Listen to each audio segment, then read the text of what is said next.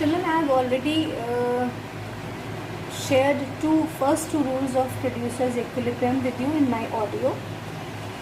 In brief, first rule was about whether or not to produce in the short run. That is the decision that the producer has to take whether he must produce in the short run or not. Alright. And the rule which came up after discussing the entire situation was that the producer will only produce in the short run if price is greater than or equal to average variable cost. I have already dealt with all these situations, so I will not be repeating with all these things. So the producer will decide or producer will produce in the short run if price is greater than or equal to average variable cost in the production. Then the second rule, the second condition that producer has, that when he has decided to produce in the short run, his problem was to find out whether when he is producing his profits are maximized or not.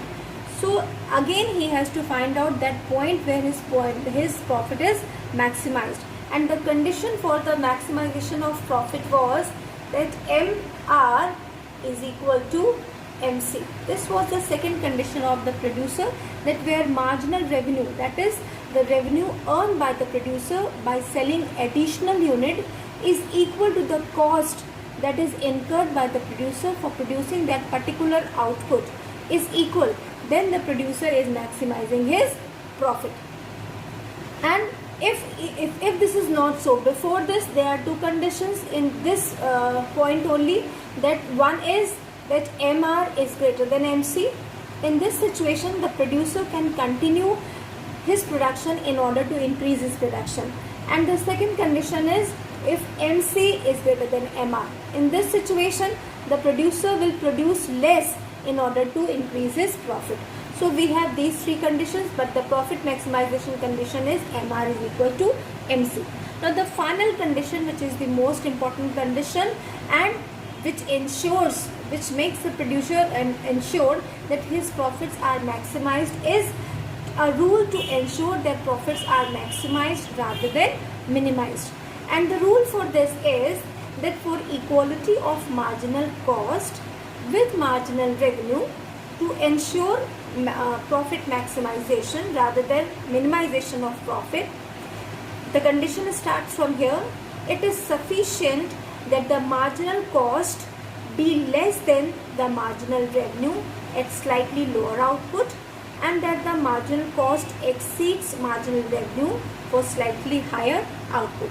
This can only be illustrated with the help of a diagram which I am drawing for you.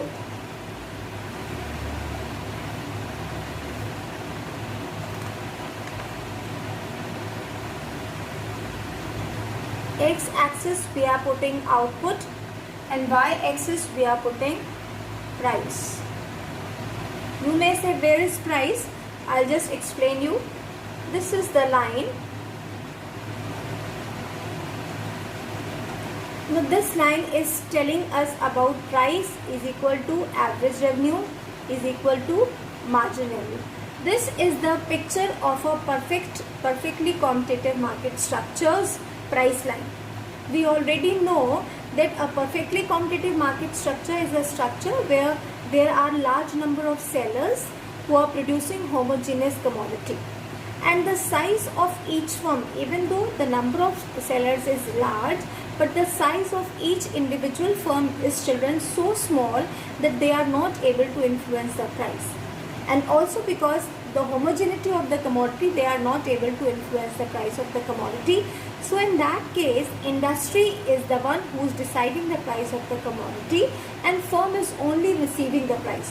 So this is the price line which is received by a perfectly competitive firm, and we are only studying the determination of equilibrium by a firm in perfectly competitive market.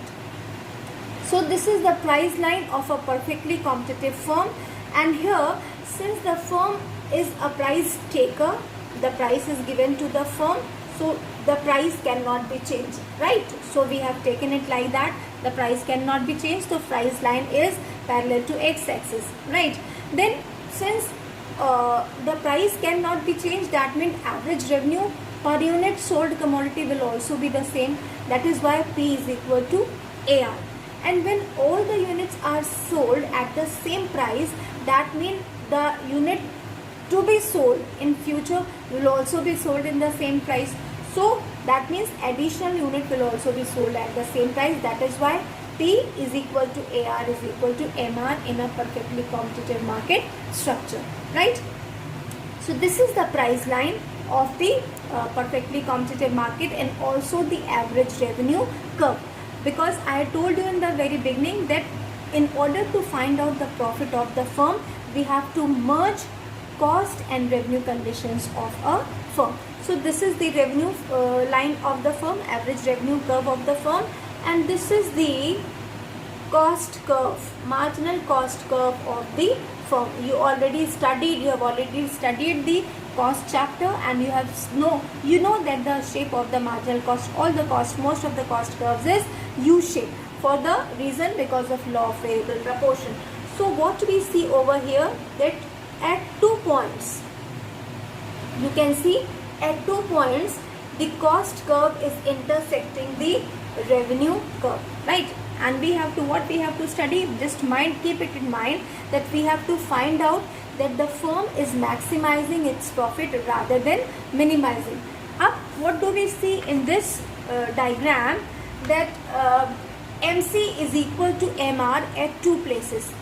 Here also MC is equal to MR, and at R point and at K point also MC is equal to MR. This is MR line and this is MC curve. Now we have 2 levels of output. This is OQ0 level of output and this is OQ1 level of output, right? Now output OQ0, this is the OQ0 level of output, is the minimum profit position, right? Because we are studying that profits to be maximized. This is the position of minimum profit of the firm, because at OQ0 level of output, the firm is able to recover its cost for the first time, right? यहाँ पे क्या हो रहा है कि firm की cost curve क्या करी, पहली बार वो मार्जिनल कॉस्ट कर्व है, वो पहली बार रेवेन्यू कर्व को इंटरसेक्ट कर रही है, and that is why it is the point of minimum profit of the firm, because we know that the marginal cost curve is U-shaped, it will fall down. After coming from the highest level, it will fall down. So we know that we have the scope and the producer can continue with the production. So this is the point of minimum profit of the firm, right? So the firm is incurring, and this is up to OQ0 level of output, that the firm is for the first time firm is covering its cost, right? The firm before, if we see before OQ0, the firm is incurring losses. If we see this area, the firm is incurring losses before OQ0, because cost is greater than revenue line. This is cost and this is revenue. The cost is greater than revenue, so firm is incurring losses before OQ0. Then therefore we can say that R is the break-even point.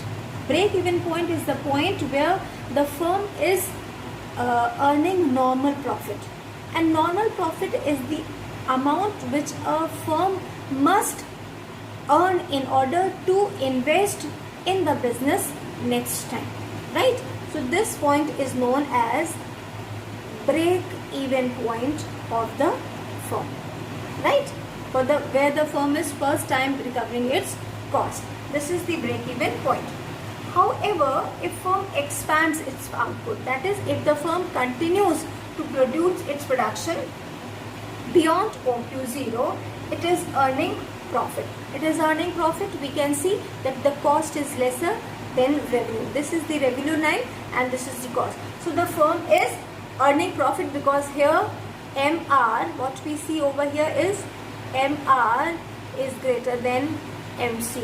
This is what we talk over here, right? So firm is earning profits, therefore the firm will not stop at OQ0. It will continue to produce from after OQ0 also. So it would be profitable for the firm to produce output up to OQ1, because in this area the firm is incurring profit, MR is greater than MC. So firm will move forward from OQ0 till OQ1, right? This means that production from OQ0 to OQ1 will add to the profit of the firm because MR is greater than MC, right? Hence point R, where MC curve cuts MR curve from above, it is cutting the MR curve from above, cannot be the point of equilibrium, because the condition is first condition is MR is equal to MC, and the second necessary condition is that MC must intersect MR from below. This is the second necessary condition for the equilibrium, right? So output OQ1, this is not the profit maximization output or equilibrium output. इसलिए output OQ1 on the other hand is the profit maximizing output, because a change in output in either direction from here, this is the equilibrium output, a change in either direction, whether this side or this side, would reduce the profit of the firm. I hope you get it, that if the firm produces less, the firm's profits will be reduced. If produces more, then the profits would be reduced. That is why this is the point of equilibrium of the profit of the firm, because for the output just below OQ1, if we move backward below OQ1, MC, what is happening over here? Here in this area, MC is less than MR. The way we are saying MR is greater than MC, the reverse of it, we are saying that MC is less than MR in this area also. It is the opposite way of saying the same thing, right? And therefore profit can be increased by increasing the output towards OQ1, right?